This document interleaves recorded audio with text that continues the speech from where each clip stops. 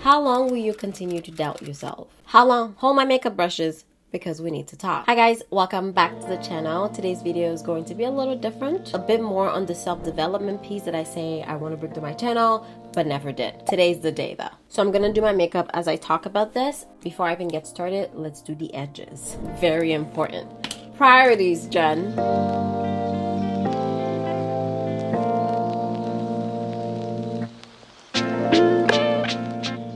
Now that my edges are done, let me snatch yours. You know what I find interesting? We pay coaches, therapists, personal trainers to believe in our capabilities because we don't believe in ourselves. Or if we do, that belief is so conditional. It's based on whatever's going on right now in your life, and that will dictate how confident you are within yourself. I had an epiphany in therapy a few weeks ago, and that's basically the inspiration for this video. I was complaining to her like I typically do, about how everything in my life is going wrong and I want to do certain things, but I don't know if it's going to work out and I'm kind of scared. And she asked me a simple question. She looked me dead in the eye and she was like, Jen, when did you stop trusting yourself? Excuse me, who is she talking to? First of all, you don't know me like that. And second of all, I was ready to jump into the pool of excuses that I usually have ready to go. What do you mean? But I generally had to take a step back and really sit with the question. When did I stop trusting myself? When did it happen? When did I start fueling self-doubt versus self-trust? And most importantly, how long has that been going on? When I don't have an answer, she always tells me to sit with yourself because the answer is within us. We just don't pay attention. We don't sit with the feeling. We don't sit with thoughts that are difficult to have. We try to avoid them at all costs. We try to numb the pain, but you really get a lot of answers when you sit with yourself, aka really take the time to sit in a quiet space and think about the question. What is the answer? So I had to do that. When did I stop trusting myself? When you say you're going to do something and you don't do it, you slowly eat away at the foundation of trust that you have for yourself. Hold on, girl. Let me blend this foundation. It's looking good. That's one thing I like about this NARS foundation. It's going to give you a flawless base. Oh no, I completely forgot to use my primer. Good thing I'm not leaving the house. When you say you're going to do something and you don't, you are eating away at the foundation of trust that you have for yourself. We say things like, I'm going to start working out tomorrow. I'm going to start eating healthy. I'm going to start that business. I'm going to start to consistently post on social media. I'm gonna. And then we don't. Slowly but surely, and the worst is that you don't even realize it, you start feeding self-doubt versus self-trust.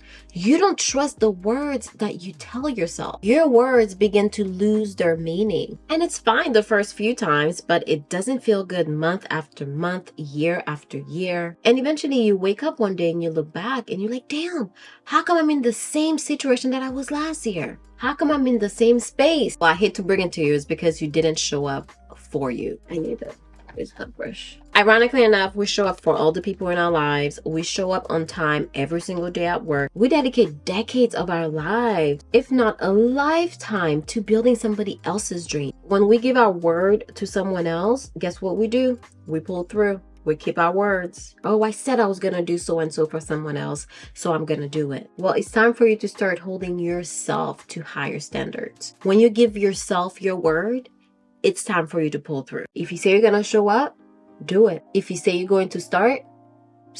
If you say you're going to complete a task, then set time aside so that you have the time to actually do it. If you say you're going to write a newsletter every Sunday and send it out to your email list, wink, wink.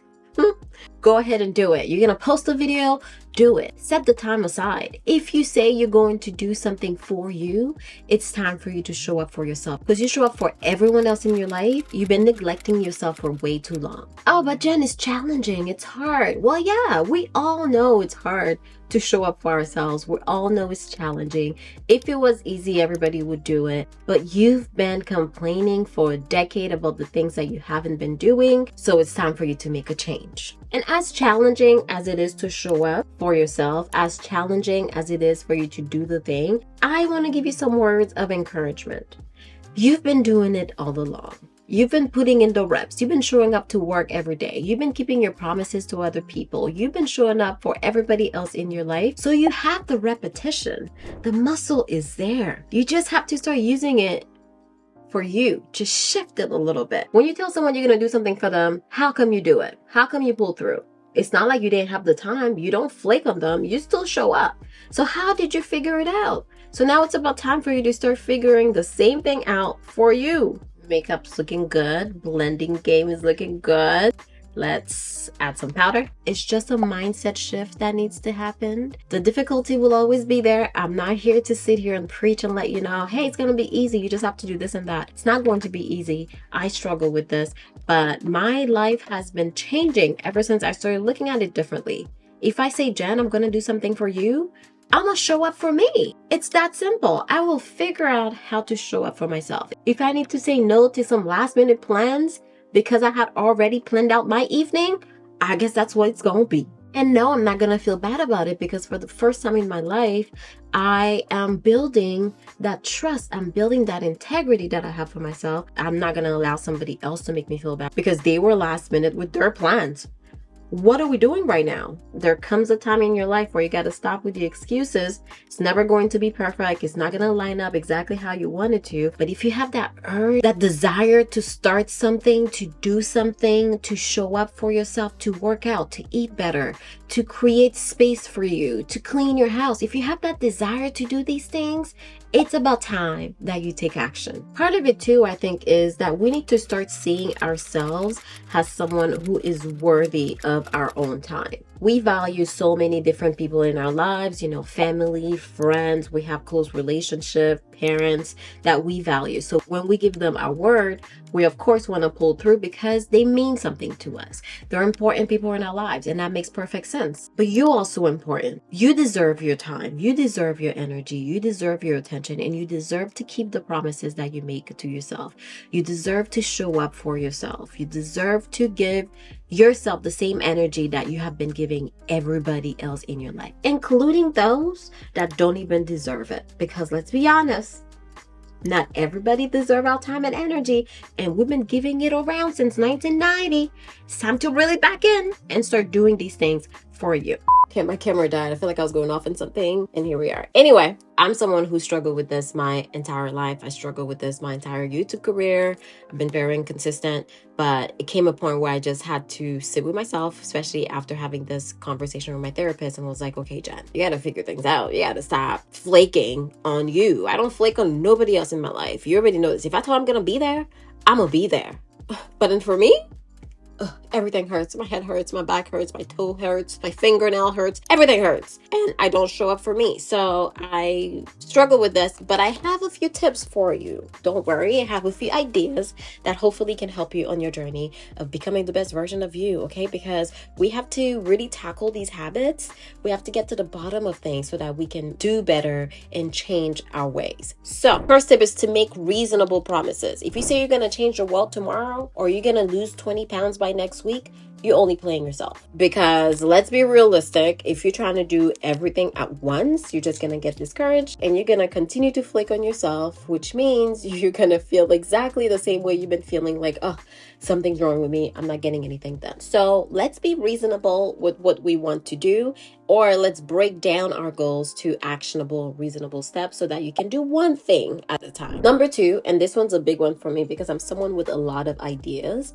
is that I need to write it down. Out of mind, out of sight. I forget about the things that I say I want to do very quickly, and then where's Jen? Jen is on the couch. Jen is watching Netflix. Jen is not doing the things Jen said she was going to do for Jen. So weird how I say my own name in these sentences, but you know what I mean. Oh my God, this blush is so pretty. Let's put a little bit more. Write it down. I read something that said your brain is not here to remember things. Your brain is here to come up with ideas. So when you have an idea, you need to offload it. Get it out of your brain to make space so that you can come up with more ideas. You don't need to hold everything in your head. If you're trying to remember all the things that you need to do, you're setting yourself up for failure. No, write it down. Write it down, girl. Thoughts are a very funny thing. They're kind of here, but they're kind of not. They're sort of real, but they're sort of not. But something happens when you decide to write them down that just make them feel more real, more concrete. So keep your written promises to yourself where you can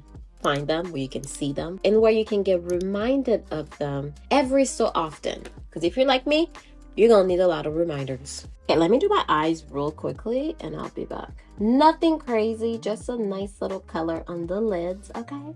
Of course, we're gonna leave it nice and neutral like that. Isn't that so pretty?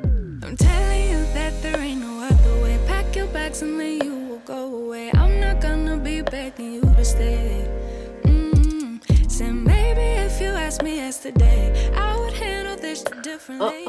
Looking good. The third idea is to tackle your mindset. That's mainly what we've been talking about this entire video, is to really shift your mindset, work on your mindset so that you value yourself, you know your worth, and that you show up for yourself the way that you would want other people to show up for you. We can't expect other people to do things when we're not even doing it ourselves. If you believe you matter just as much as everybody else, you're gonna start showing up for you the way that you show up for other people.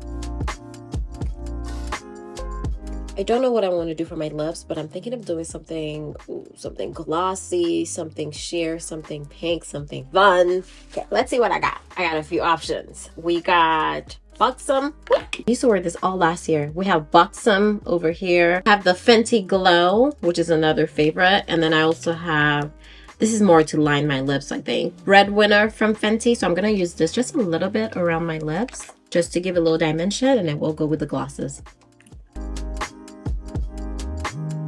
It's not what I was quite looking for, but it'll do. What do we think of this look? Let me take out my scarf, wrap things up. Do I want to change into something cute? I do. All right, and there we are. This is the look for today. Look at my edges. The fact that my edges have grown back, that's what's making me super happy. My baby snatched all of my edges, y'all, and she left no crumbs. She gave me a booty though, so it's a fair trade. I hope today's videos resonated with you. If it did, leave a comment down below. Let me know if you've been feeling self-trust or if you've been feeling self-doubt, because the reality is you've made it through every single obstacle that you've had in your life. You're here today, which means that 100% of the time you've won. You faced something difficult and you've made it to tell the tale. So you have the repetition. You just have to continue. You have to keep going. Don't start feeding self-doubt now. Stop doubting your ability to be great. You got this. It's in you. You just have to cultivate it. You just have to find it. You just have to keep showing up for yourself, and you have to keep trying.